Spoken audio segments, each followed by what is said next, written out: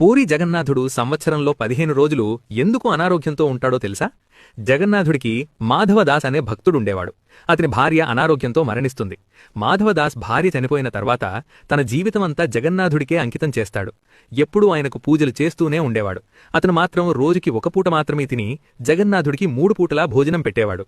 మాధవదాస్కి నా మీద చాలా భక్తి ఉంది అని జగన్నాథుడు చాలా సంతోషించేవాడు. ఎవరికీ తెలియకుండా రాత్రిపూట వచ్చి మాధవదాస్ పెట్టిన భోజనం మొత్తం తినేసేవాడు. కాని ఒకరోజు మాధవదాస్ నిద్రలేచి చూసేసరికి ఎదురుగా జగన్నాథుడు కూర్చుని తను పెట్టిన ప్రసాదాన్ని తింటూ ఉన్నాడు. అలా జగన్నాథుడు మాధవదాస్కి రోజూ తన దర్శనాన్ని ఇచ్చేవాడు. ప్రతిరోజు రాత్రి ఆయన ఇంట్లోనే భోజనం చేసేవాడు. కాని ఒకసారి జగన్నాథుడి రథయాత్రకు ముందు మాధవదాస్ తీవ్రంగా అనారోగ్యంతో బాధపడుతుంటాడు. అనారోగ్యం కారణంగా అతని శరీరంలో శక్తి మొత్తం నశిస్తుంది. అప్పుడు జగన్నాథుడు వచ్చి మాధవదాస్కి చాలా రోజులు తనే స్వయంగా సేవ చేస్తాడు. తరువాత మాధవదాస్కి అనారోగ్యం కొంచెం తగ్గిన తర్వాత మాధవదాస్ ఇలా అడుగుతాడు,